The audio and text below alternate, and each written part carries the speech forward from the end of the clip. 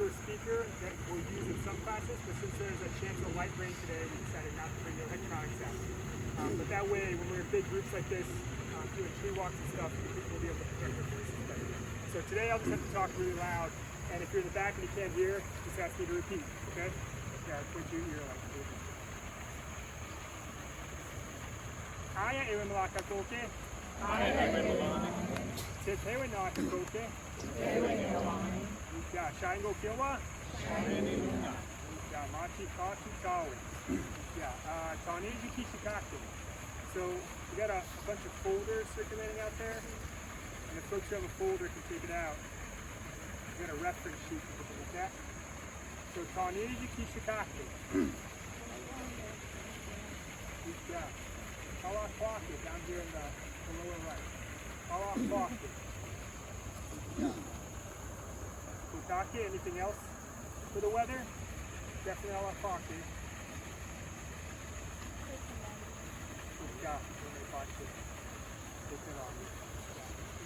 Kakawa is kicking. Yeah, Kakawa, a little bit light mount. Anything else weather-wise?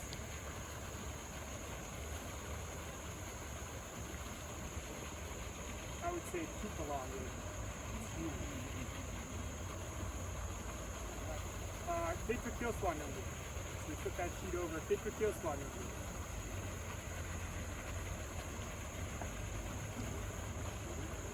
Big job, Myaamia kill squad. Down here in the lower right again. Myaamia kill squad. So we're in elk mood. Right, everyone's got. We're not going to go into great depth on it today, but everyone got a Myaamia lunar calendar. This lunar calendar, when you get back to your dorm or apartment, you can flip it to Myaamia Kilswa so you can see elk moon. And if you look, each day in the lower left has the Gregorian dates. So you can find today on that calendar. We want you to start following it. We'll go in more depth in a later class on how to do that, but start hanging this up, get to the right month, and start following it. Okay? So this is Myaamia Kilswa here. So we're in Myaamia Kilswa, and there's the Taneji Ishingi. How is the moon laying? Taneji Ishingi. See, yeah, Nepali Nepiki. Over here, Nepali Nepiki, the moon is half day. So you'll start, if this is your first exposure to the lunar calendar, you'll start to get the rhythms. What you're going to see is that the moon sprouts and grows like a plant, and then it begins to die away until it's dead, and then it sprouts again the next month. So you'll start to learn the metaphoric language in Myaamia Renge to follow the moon. Right? But month time is connected to our ecological changes in the ecology around us.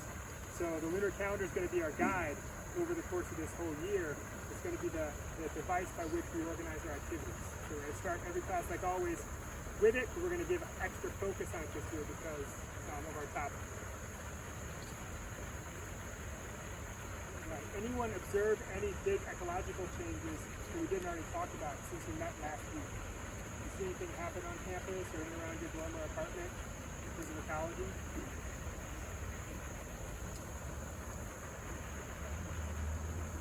Yes, it can be moved.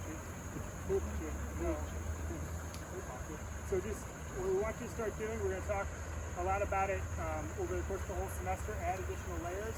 We want you, when you walk outside, to look up, down, and all around, smell, use all your senses to observe what's changing around you.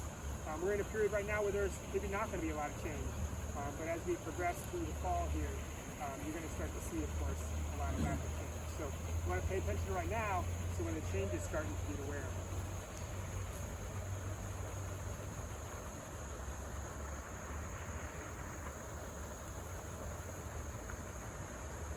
So announcements, just a couple of quick announcements, and then we'll open it up to the whole group. September 8th at 6 p.m., so that's next Wednesday, Dr. Stephanie Danker, who some of you may have met through the written word bookmark activity that her class is teaching, is giving a talk up here at the Art Museum on letterpress design and a special poster they made to honor the Myaamia tribe after the Honoring Nations Award that the tribe received 3 years ago now? That same day at 7 p.m., an hour later, Kara, Dave, and I are going to be doing a Zoom presentation for a translation symposium that the English department is putting on. And we'll put a link to that symposium on the campus site if you're interested in attending. That's on Zoom, it's all virtual. Second to last announcement, for those of you that were in class last year, Layla's t-shirt design is the one that got selected, and I forgot to print it out and bring it with me. I'll print it out and bring it next class so you can all see what it looks like. And then Layla will start working with Carol Katz in our office to turn her design that's on paper into a t-shirt design. That'll be printed for all of us. So just an update there. And then lastly, for me anyway, in terms of announcements, and then I'll turn it over to other people, we've got a returning alum this week, Akoleka, who's here for lots of reasons, but one of the reasons is he's starting a new Dungeons and Dragons group, and he's here to recruit people who might want to join in. So Akoleka, you want to introduce yourself really quickly? Just a couple quick things. The world itself is supposed to be inspired by our winter stories, so if you guys want to have a hand in a fictional world inspired by the stories that we've heard at winter for however long, just give me your contact information and you're signed up. Thanks. That's the last announcements for me, so I'll turn it over to staff and other students. Okay. Hiya, Chakey. First off, I want to introduce you to our friend that's behind me with the camera. This is Scott Kissel. Scott's been around us a lot. He's been to Oklahoma. He's actually part of our group as far as we're concerned. You'll see him a lot, not only at some of our events, but since he is a university photographer, he's pretty much all over the place. So anyhow, that's who he is. They are working on a story about the class and about the work of the center, so that's why the photographers. I think even one, maybe two of the pictures in your calendars are Scott's as well, so it's good to share his photography with us. So anyhow.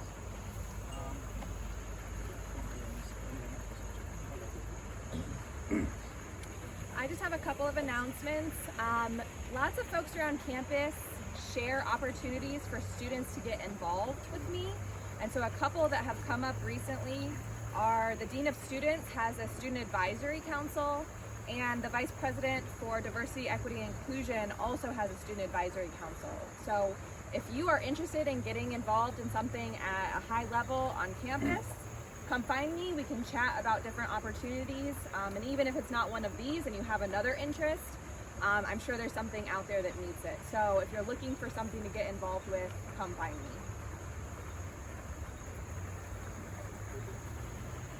Other announcements from other staff or students, things going on in your lives, well, just that are on campus you want to share? Teacher, Emma. Hi, I'm sorry I'm all the way back. Anthropology Club's having its first meeting on Thursday for 6 and 7 and up them. If anybody's interested, it's going to be really fun. I'm going to share all the really cool stuff. Including a mock day.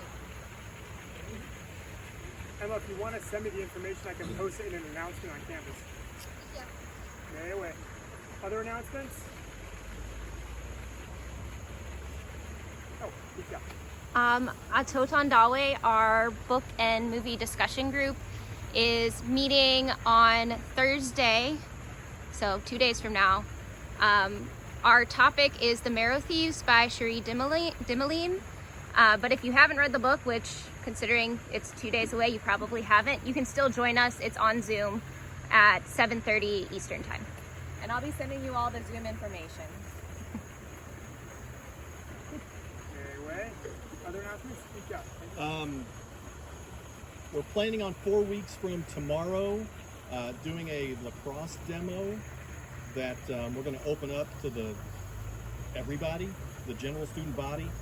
So Doug's coming down from Fort Wayne. He's going to do kind of a presentation on how traditional sticks are made, and we're going to talk about the history of the game, the way it's played among the Myaamia, and open it up for folks to try it out, both with traditional sticks and modern sticks. So we're shooting for 5 o'clock, I think, on the 29th, Wednesday the 29th, at the end of September. So expecting it to last 45 minutes, an hour, or however long folks want to stick around and toss the ball around. So if any of you not first-year students have much experience with lacrosse, if any of you first-year students have experience with lacrosse, feel free to join us, because we want to see what kind of response we get from the general campus population.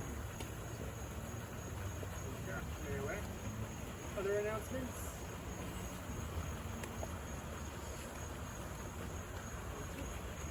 All right, so our objectives today, first, we're going to start introducing our educational values starting in every class. We're going to focus on a different value. And we'll do a projection of that value when we're back in a classroom so you can see a visual metaphor for remembering them. But these values are a way for us to think about how we structure our education as Myaamia people, which is intrinsically value-laden. So rather than focusing on education as let's say the mastery of facts or abilities, we're coming at it from the perspective of inculcating values and reinforcing values in our community. So the value we're going to talk about today is actually, you can see it, or at least one derivation of it in the Myaamia Center. When you leave over the door, it says Ayafa Mizalo, which is a command to tell you to go out and strive to achieve it. And this value comes from our stories and from literal things elders said in the past. They talk about an essential value for Myaamia people in our own education is to develop an intrinsic desire to understand and then strive to work to understand the world around you. And that's a lifelong value. It's not just while you're in K-12 or while you're in college, but your whole life you seek to strive to understand the world around you.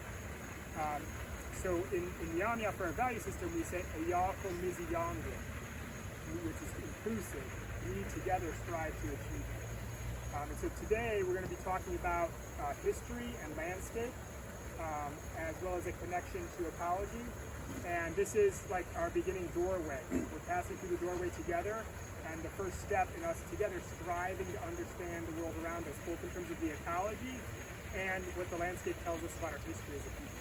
Okay, so and we'll do different values each week, and of course sometimes we'll come back to this value and emphasize it in a different way.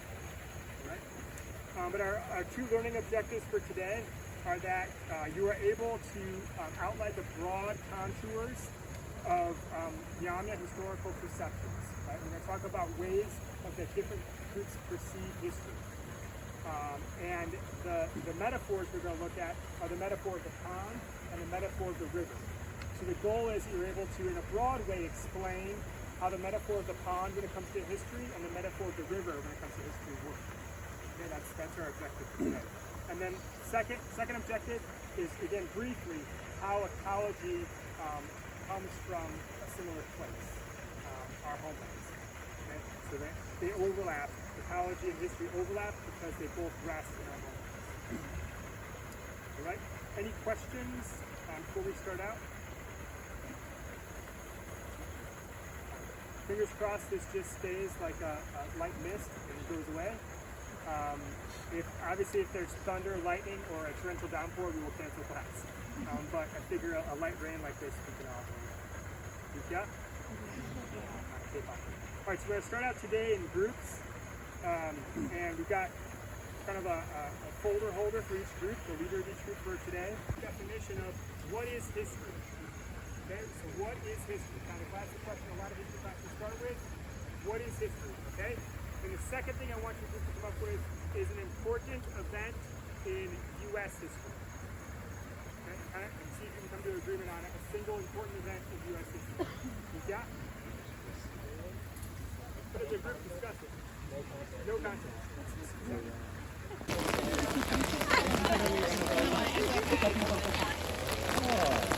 Anything that happened in the past. All right, so you got anything that happened in the past. Other definitions? Okay, recorded collection of the past. Meaning documents? Or orally too. Okay, yeah. So we got everything that happened in the past, a collection of stories either written or oral in the past that are passed down. Other definitions of what is history?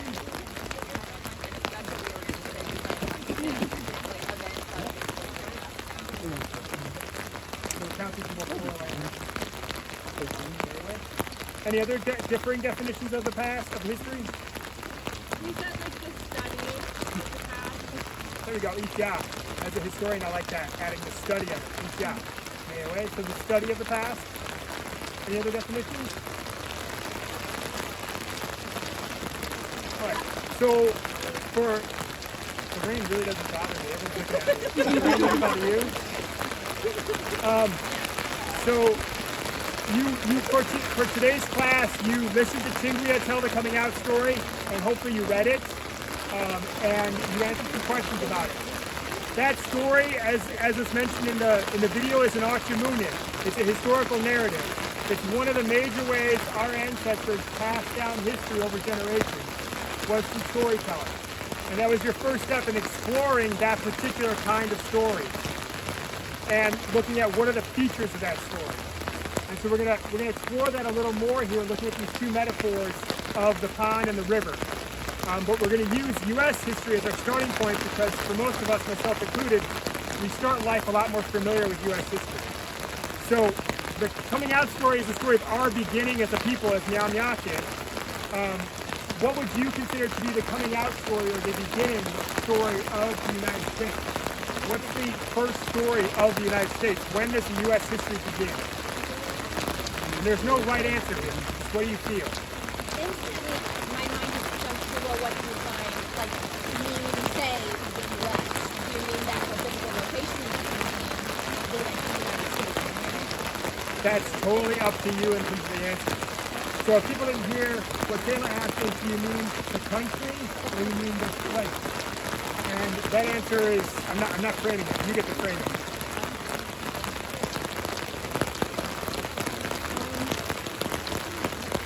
I guess the 4th of July is when I would Okay. consider. So Independence Day? Okay. So I'm just going to put down a stone here as a starting point. So that's 1776, okay, Independence Day. So you all came up with different events in U.S. history that you identified 5 different events.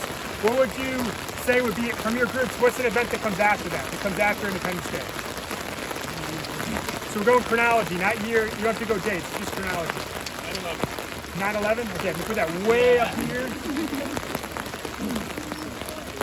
All right, so now an event in between 9/11 and Independence Day. Inventing of electricity, okay. I don't know the date for that. Anyone know? I'm going to put it halfway in between. We also have the Civil War back there. Civil War? 1860. All right, so right there is that. World War II. Definitely after electricity. All right. Another event? All right, I need to borrow a stone. Perfect. 1877, so after the Civil War. All right, let's get one more event. All right, you got a year for that? 1960 something, right? 64. All right, so it's World War II.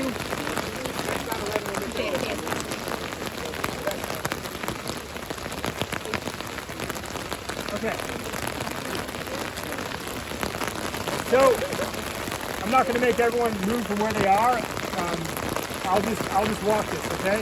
So as time is a river, these are events here stretched out in a line. Imagine this is a river, right? And banks on either side, okay? And if I'm journeying down the river from past to present, I'm heading this way down the line. From the beginning point of view of history, past the Civil War, the Civil Rights, past the electricity, right? From passing these events. As I stand here,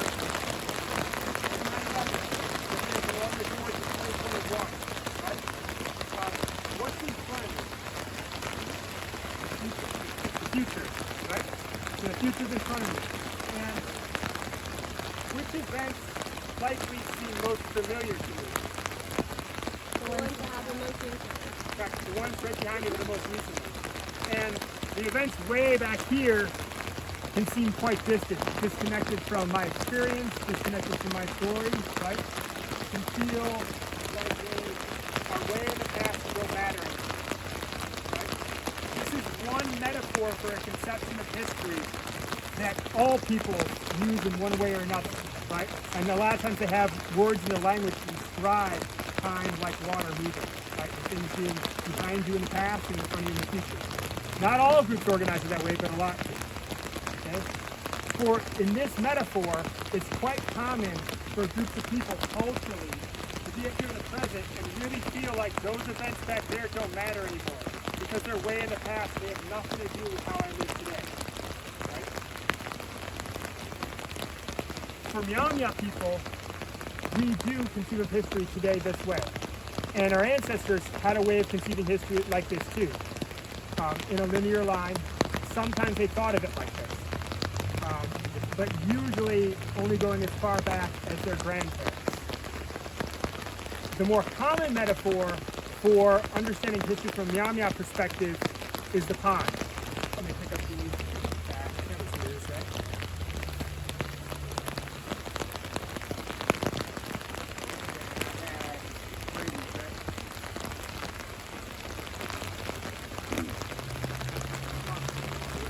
We lost an event somewhere. No, it is. All right. So let's come over to the pond. Yes.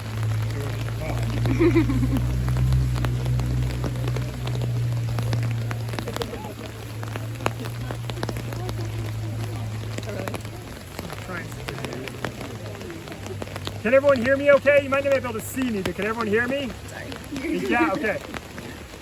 So, it's most common for individuals when they recount their life story to talk about it in a chronological way like a line, going backwards, right? But when you move to community history in our community, time was conceived of a little differently, more like a pond, right? And the pond is a metaphor for our homelands, for the land that's all around us. And our history drops into the pond like so. The rain's going to mess up the ripples. Did you see the ripples going out? And the ripples interacting with each other? Does everyone see that okay? So, as a community, we're at the center of the pond, and events of our history are dropped into the pond and create ripples that overlap. The distance between us and the stones and the impact of those ripples doesn't oftentimes have anything to do with time, how long ago they occurred. It does affect it, but it doesn't always. And the events, rather than being behind you or looking to the future in front of you, the events are all around you. Right? Your history is all around you with all those ripples interacting over time. So in this class, we're broken into two subject areas. We're looking at Ishinemangwe, Ashikwe, how we look at the earth, which is the ecology part, and Ishimetosene-wiyangwe, Atotomangwe, how we talk about how we live or how we live, which is discussion of the past, focus on history. For a lot of our discussions, we're going to be thinking about the metaphor of the pond, because when we talk about past and present, they're very much intertwined for Myaamia, for Myaami people. When I say that word, Metosene-wiyangwe, that could be understood to either mean how we lived or how we live. It means both of those at the same time. Context tells you if I'm meaning the past or the present, right? So past and present very much intertwined for us. And the division, instead of being past and future, like the river back there, the division here is known and unknown. What's known is all around you, and there are things that are unknown. That could be the future, which is unknown, but it could also be other stories, other history you have yet to encounter that is also unknown. Okay, so it's a different perception. The river, past versus future, with me standing in the present, and the pond, known versus unknown. Right? Last point I want to make about the pond is, we'll use the example of forced removal to talk about this. If you imagine our community out on this pond metaphorically together in a canoe or some other kind of boat, right? We're floating out there. And the stones are dropped in, the ripples impact us as a community, those stories. We talk about removal like a big boulder dropped into the pond. And the boulder sent waves, right, through our community. For those who went on removal and those who didn't, that experience, that boulder, disrupted all of the history that came before and is still affecting all the history that comes forward, right? It's echoing through time. And though it was 1846, right, the impact of that is we're still feeling it as a community. For some of the elders in our community, that experience of removal is a memory that's still very painful, right? For younger people in the community, my age and younger, for example, there's less emotion, but there's still an effect. We can feel the impact of removal. Okay? So I'm going to cut it short here because the rain is making everyone look a little bit miserable. But one thing I want to do before we all break is I want everyone to just walk to the edge and throw your stone in the water that you brought, and then step back. Let's throw you down. Throw it out there. Throw it in. Yeah, throw it out as far as you can.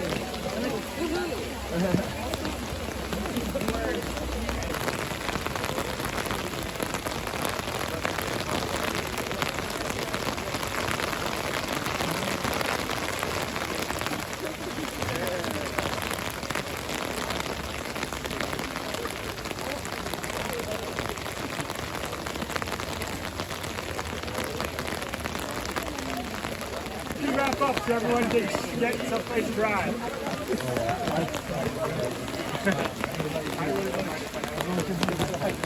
All right, so we're going to return to this exact spot in the spring for a last class of the semester. And we're going to ask you to, again, for a rocket, but contribute a specific moment or experience of this year. Add your personal story to our collective pond. We've been coming here, I don't know how many years now, how many iterations of classes doing this activity.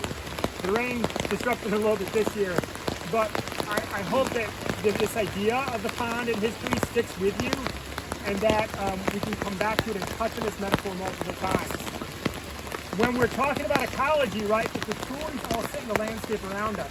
For our people, before we learned to write from Europeans, the landscape stored our stories.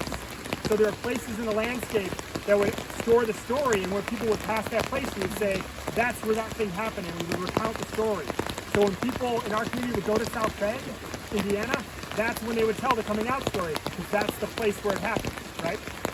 So the stories are all around us in our landscape. As we're going to learn, so is all of the beings that we share our ecological homeland with. So that ecology and history overlap through place, through our homelands. And that makes it very natural to talk about history and ecology together. And the pond is a metaphor where we're going to continue to come back to how those things interact. Okay? Does that make sense to everyone? Yeah? All right. Medyo tiyangon go? Mayawi tito, mayawi tito. Pele yango. Nail like a coach, kate. Yeah. You fall back. Nail like you're putting up with the rain.